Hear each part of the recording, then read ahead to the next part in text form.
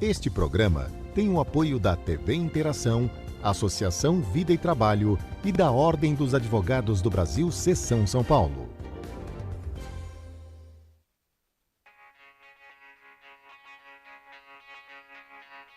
A limpeza urbana representa, em média, a terceira maior despesa dos municípios brasileiros, ficando atrás apenas da saúde e da educação.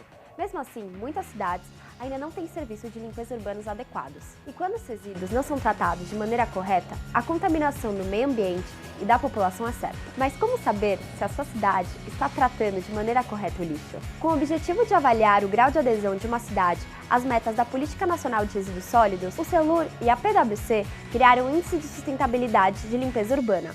Esse índice é a ferramenta que acompanha a evolução dos resultados, do planejamento financeiro e das metas das gestões municipais.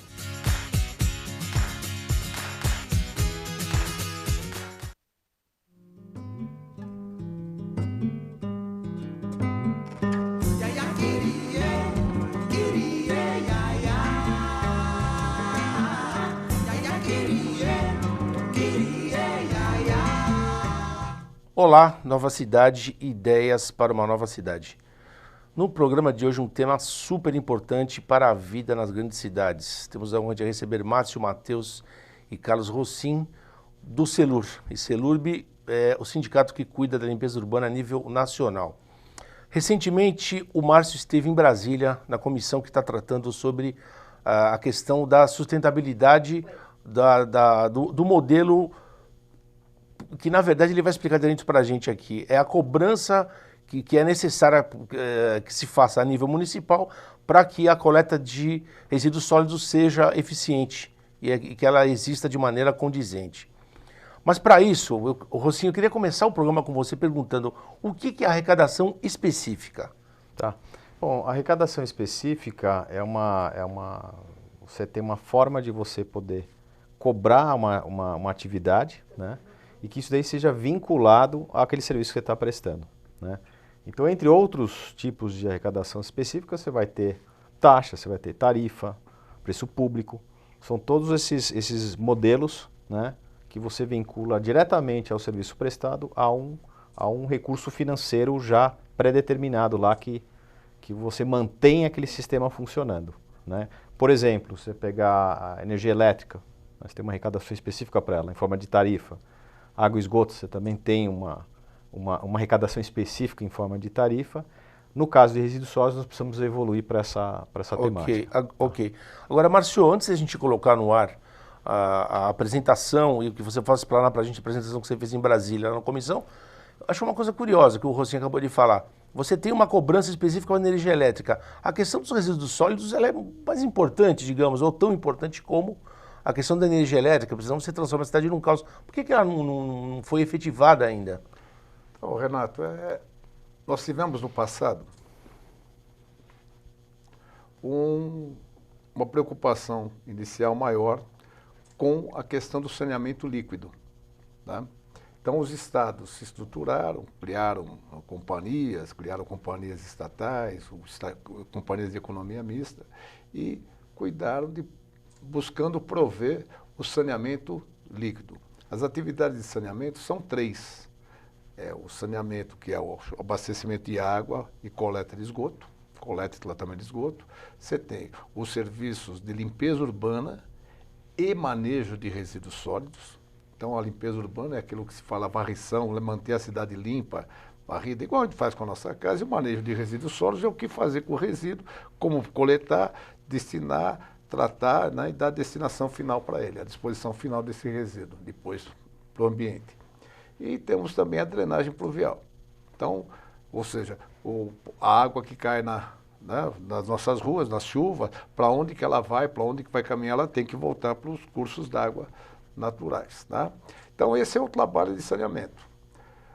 Na questão da água, evoluiu. A água tomou esse viés de se instituir tarifa, de se cobrar pelos serviços, né, mediante a utilização daqueles serviços, e os serviços nossos de resíduos sólidos, na área de resíduos sólidos, eles ficaram no modelo antigo, um modelo ainda que era só centrado na saúde pública, onde as responsabilidades individuais não eram identificadas.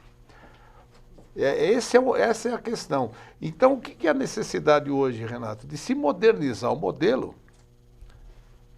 de sustentabilidade do serviço. O modelo antigo levava em consideração somente a saúde pública, coletiva da cidade. Agora, com a responsabilidade ambiental, ou seja, o que fazer com esse resíduo, e destiná-lo de forma ambientalmente correta, você vai perceber que a relação existe uma individualização nessa responsabilidade, que é a figura do gerador desse resíduo, seja ele a indústria, o comércio ou o consumidor. Porque o resíduo ele tem uma característica muito clara. Ele é uma externalidade negativa da relação produção-consumo. Ou seja, quando alguém faz um produto, esse produto é distribuído pelo comércio, então a indústria produz, né, a indústria de transformação, vai no meio ambiente, pega o recurso que ela precisa, o recurso natural, transforma, cria um produto, é distribuído pelo comércio e chega até as nossas casas. Da mesma forma que chega a água para nosso consumo, né, chegam os produtos que nós consumimos para a nossa subsistência, para a nossa existência. Só que esse produto ele gera um resíduo. Assim como o resíduo líquido tem água servida, que nós chamamos de esgoto, né?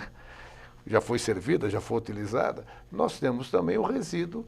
Depois do consumo, sobra um resíduo daquele produto que foi consumido. E esse produto ele precisa ser retirado do ambiente, levado para ter uma destinação, ou voltar do ambiente urbano para gerar um ambiente saudável.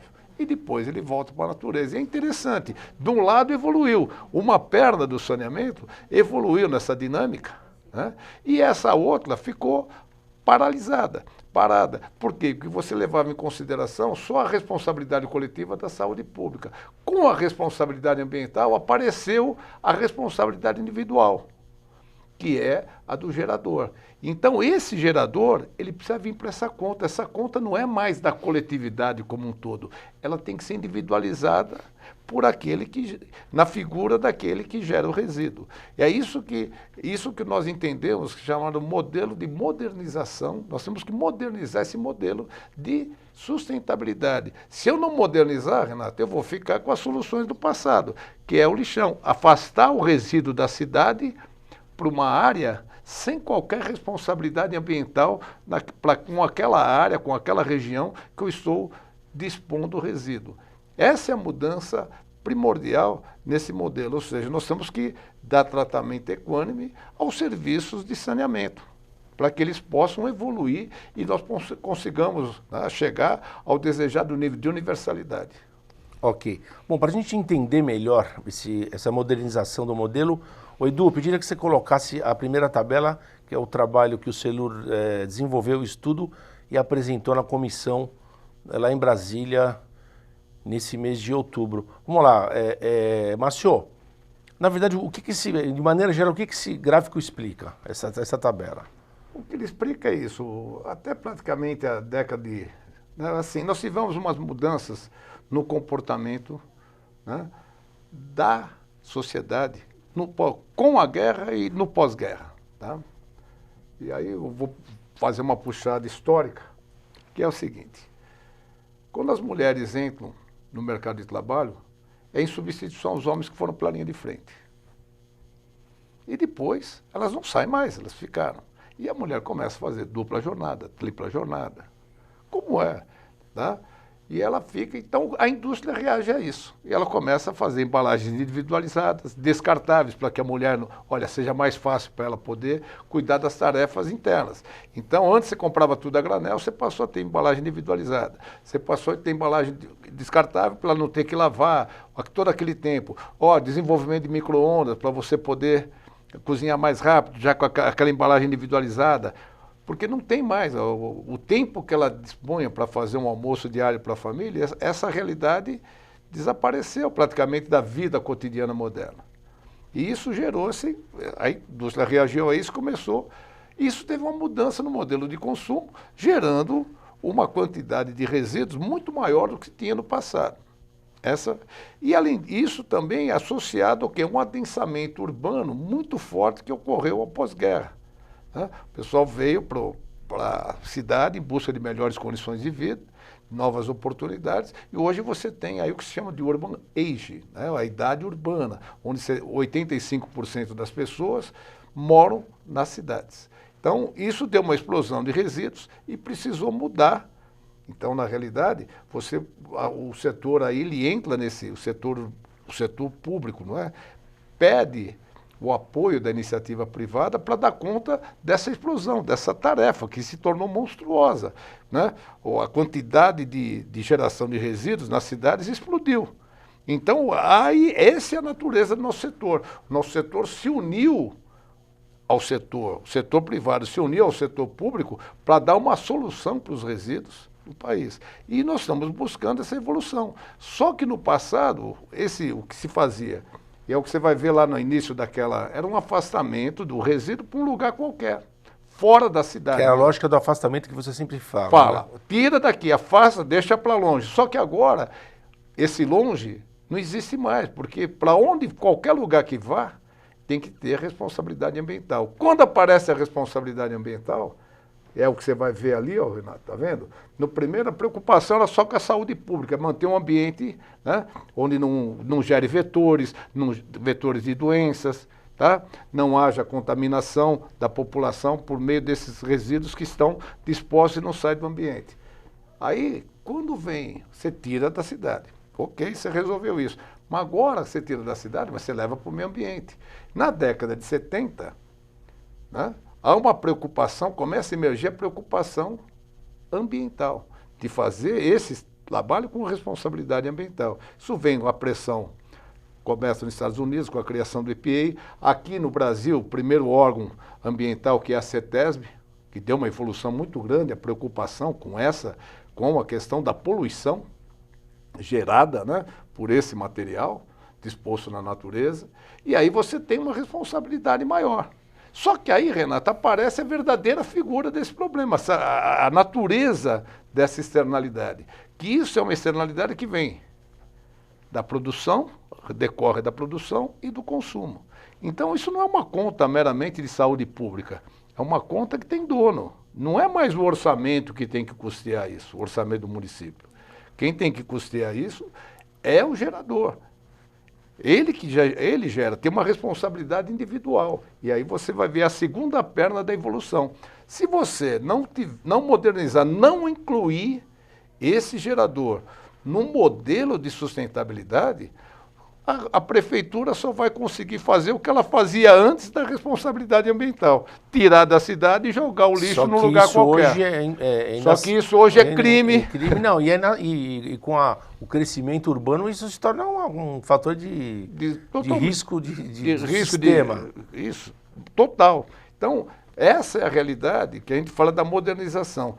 Tá? Eu acho que o Rosim até podia complementar também essa questão, né, com mais profundidade na questão técnica. Rosim, eu queria aproveitar, porque hoje eu sempre comento aqui com a Fernanda e com o Edu que eu nunca consigo terminar a pauta quando o Márcio vem aqui. Hoje eu estou vendo que eu vou bater o recorde que eu não consegui fazer nenhuma pergunta na pauta de tão importante que é o tema e relevante.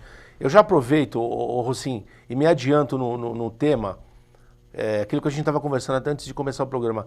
Na implantação dessa arrecadação específica nos países em desenvolvimento, ela vai caminhar para a situação que hoje você tem nos países desenvolvidos? Quando for implantada, porque no Brasil ainda é ínfimo os municípios que aderiram a esse tipo de mecanismo, não é isso? Tem que entender que a gestão de resíduos em relação às demais atividades de saneamento, ela tem uma necessidade de uma participação da sociedade muito forte. Você vê que a questão da limpeza urbana, por exemplo, na cidade, a pessoa jogar papel no chão, ou como é que ela minimiza o desperdício de quando ela toma decisões de comprar alimentos e consumir e tudo mais. Então, ele mexe muito no comportamento das pessoas. Quer dizer, se não tiver a participação da sociedade, não se implanta de maneira... De forma alguma. Então, a questão da comportamento é muito forte. E aí vem a questão desse modelo de sustentabilidade financeira, porque o modelo econômico ele estimula o comportamento da sociedade. Quando você está nesse primeiro momento da era medieval, que era simplesmente afastar o material das cidades, por conta da peste bubônica, as pestes nas cidades que tinham, né? Você está delegando toda essa responsabilidade comportamental para a prefeitura, né? Para a prefeitura que está indo. O comportamento teu, você praticamente você continua jogando as coisas onde estavam jogando, mas é alguém lá e limpa. Quando você está nessa segunda, quando você quer mudar esse comportamento, internalizar para o indivíduo, né, que é o que os países desenvolvidos fizeram, você tem a visão do poluidor-pagador. Então você quer mexer no comportamento individual de cada um. Então você estimula o comportamento com a questão econômica. Pega, por exemplo, o saquinho de plástico no supermercado. Ele custa, acho que 8 centavos. Se for pensar, o que é 8 centavos? Você não consegue comprar praticamente nada, aliás. Você consegue comprar o saquinho de plástico. As pessoas, provavelmente, elas não vão querer aquele saquinho. Muitas vezes a pessoa está no supermercado com um monte de material, gastou, sei lá, 200, 300 reais, mas não vai gastar 8 centavos a mais. Por quê? Porque você tem um pequeno estímulo econômico, que faz com que a pessoa reflita. Você tem uma série de comportamentos que vêm através dessa Ou a pessoa questão. já leva a própria sacola. Para não pagar os 8 centavos. Ou para não poluir mesmo, por causa do saco plástico. Mas o estímulo econômico, ele tem uma pressão muito forte na questão das decisões momentâneas.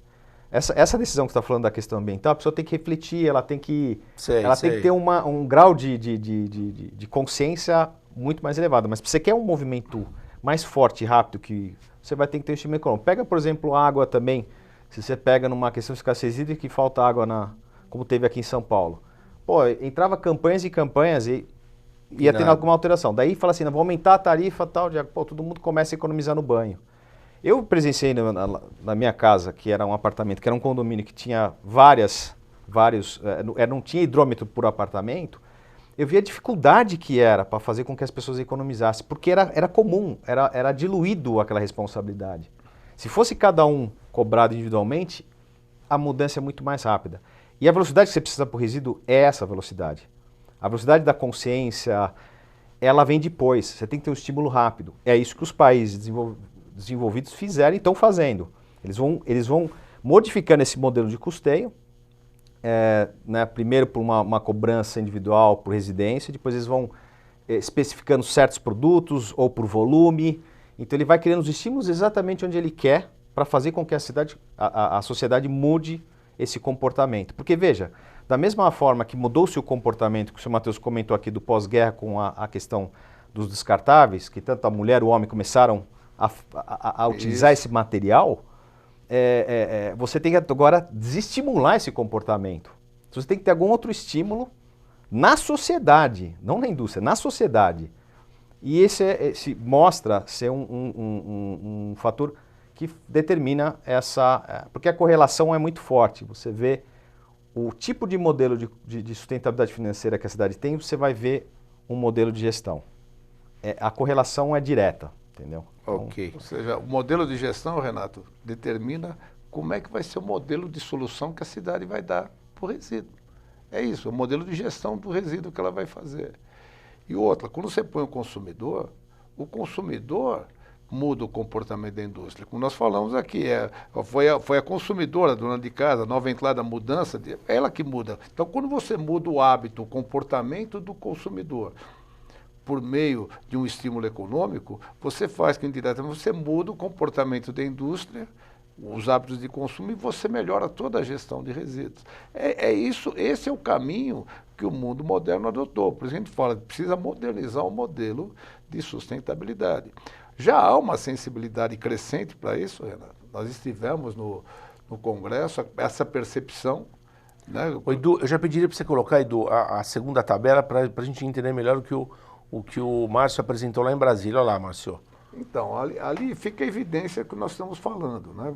Esse retrospecto que está aí, é o retrospecto do SLU, na edição 2019, é o Índice de Sustentabilidade da Limpeza Urbana, ele mostra lá, né? A coleta, hoje, de uma certa forma, os municípios fazem porque a pressão popular para tirar o resíduo da porta de casa, que ela deixa para a coleta, é muito grande. Mas você vai olhar ali, dos municípios na região norte, só 15% tem alguma forma de arrecadação específica e mesmo assim parcial. Não cobra integralmente os serviços. Aí você vai ver a destinação, o nível de destinação correta dele. Olha lá, só, certo? 13%. 13%. Tá? Aí você vai ver a reciclagem. Baixíssimo, é o índice mais baixo de reciclagem, quer dizer, não avança. As outras exigências de uma gestão de resíduos moderna não conseguem ser alcançadas por falta de sustentabilidade. Olha no Nordeste, tá vendo? Mesma coisa, tá? Baixo índice. Aí repara, quem já tem, aí você vai melhor, vai de Centro-Oeste, Sudeste e Sul, à medida que vai melhorando a quantidade de municípios que tem uma arrecadação específica, ainda que parcial, você consegue melhorar a destinação correta do resíduo, você consegue ter um incentivo melhores para a reciclagem começa a aumentar. Por quê? Porque entra dinheiro no sistema. E o dinheiro do responsável, né? E deixa de aliviar, né? Esses recursos, né? Eles dão sustentabilidade, eles ficam vinculados à atividade. Eles não entram, na sua maioria, ele não fica preso ao caixa do município. E Agora, assim ele não concorre com verba de educação, com verba de saúde. Ele tem, por isso que a gente fala de arrecadação específica. Arrecada especificamente para garantir a sustentabilidade daquele serviço, que é um serviço essencial, ele não pode sofrer solução de continuidade. Agora, Márcio, na tabela a gente observa que o Sul tem um nível de arrecadação específica maior. Por que ocorre isso? Então, isso está muito ligado à percepção do administrador, ao índice de desenvolvimento humano local, né? Nos locais, nos municípios de maior desenvolvimento humano, a percepção do resíduo, a percepção das soluções é maior. E a percepção, por conta disso também dos gestores públicos, ela também é maior, ela responde a isso também, a gestão responde a isso também. Então, o que nós tivemos? Nós já tivemos no Sul um número maior de municípios que cobram de alguma forma por esse serviço, ou na forma, por exemplo, eu dou um exemplo muito gritante de Santa Catarina. Santa Catarina há 20 anos, Renato, tá?